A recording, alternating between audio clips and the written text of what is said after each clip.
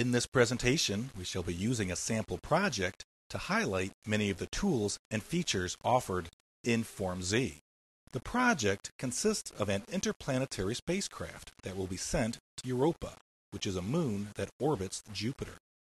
And the surface consists of a layer of ice that could be up to 10 kilometers thick. Below this icy crust, subsurface ocean. The spacecraft will be launched using a standard launch vehicle. After a series of booster stages, it will leave Earth's atmosphere and be propelled on its 425 million mile journey.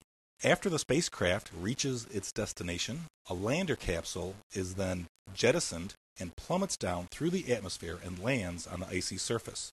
Inside the capsule is a lander vehicle that will traverse across the icy surface of Europa, gathering data. A probe then slowly melts its way through the ice using an internal heating element until it reaches the liquid subsurface ocean below. Inside the probe is a robotic cryobot that will maneuver across the ocean floor, gathering experimental and image data. Everything you see here was modeled, rendered, and animated inside of Form Z. Let's see how this was done. We begin by taking a brief look at the entire project modeled inside of Form Z. Using the different navigational tools, we can zoom and pan and navigate within our 3D environment in a realistic rendering using interactive shaded and OpenGL mode. This is not a pre-rendered movie. This is an interactive rendering environment for creating and modifying geometry in Form Z. So there we have our payload area on top of our launch vehicle, and also the entire facilities all modeled in Form Z. Just simply click in any object and modify the control parameters to reshape them. You can see the project is organized in different layers. Inside of the orbiting satellite is some of the components which make up the satellite, including the lander capsule, which will be jettisoned from the orbiting satellite, will land onto the surface, and inside that capsule is the lander vehicle, which will traverse across the surface.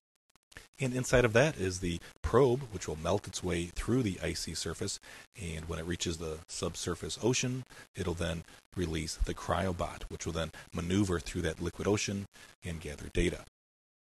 So by organizing our project in different layers, we can look at the complexity of the many different components that were modeled in Form Z.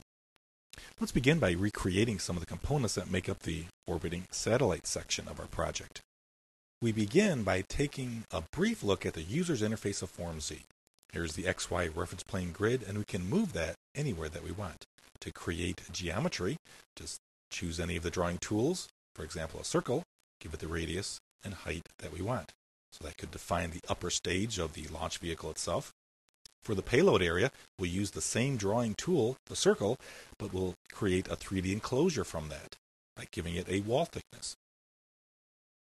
We'll move the upper booster stage down just a little bit, and we need to create the transitional blend between the payload area and the top section.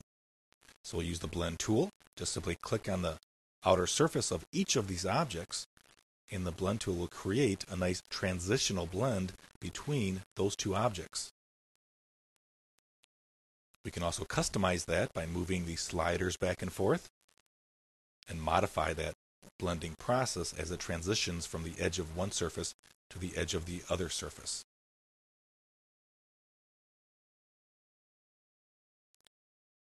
We bring our other objects back, and to create the top cone of the payload area, we can see that we can move the reference plane anywhere that we want. Just simply click on any part of any object. We can also manually move this anywhere that we need. Just grab it and pull it to wherever you want. And using the primitive tools, we can create a variety of different basic primitive shapes, such as a paraboloid. Give it the radius and height that we want. We can create a single hyperboloid, maybe a double hyperboloid, hyperbolic paraboloids, cylinders, spheres, cones, toruses, all sorts of basic shapes that can be generated directly using the primitive tools. Let's undo a few steps back. Now that we have the design envelope defined, maybe we'll modify a couple properties here. Just simply click on the object. You can see that we can change the geometry after it's created. Maybe change the height, closure angle, the wall thickness.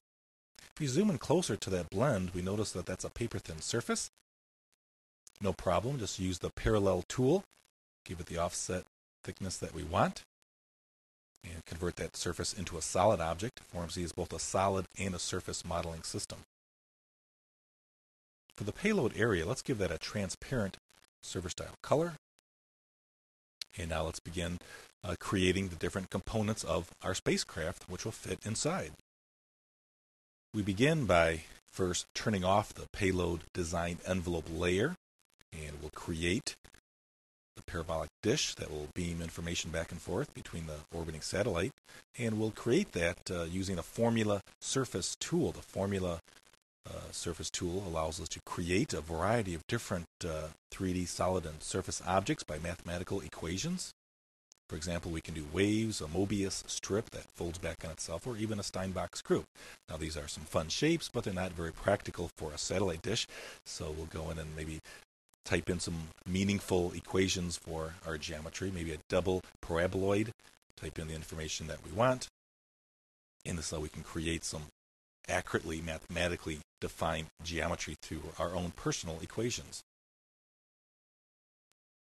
Now that we have that created, you can see the spheric tool allows us to create a variety of different spherical type objects, maybe an icosahedron for the bottom space frame structure that will support the satellite dish. And we'll take that dish and just simply move that down, intersect it inside the other object. And then we'll use that dish as an actual trimming device. So we'll take the icosahedron and trim it with the parabolic dish. And you can see that we can keep just the bottom half.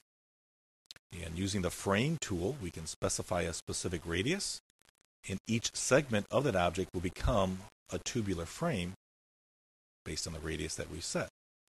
Now, if we want to modify this, we can undo, go back to the original object.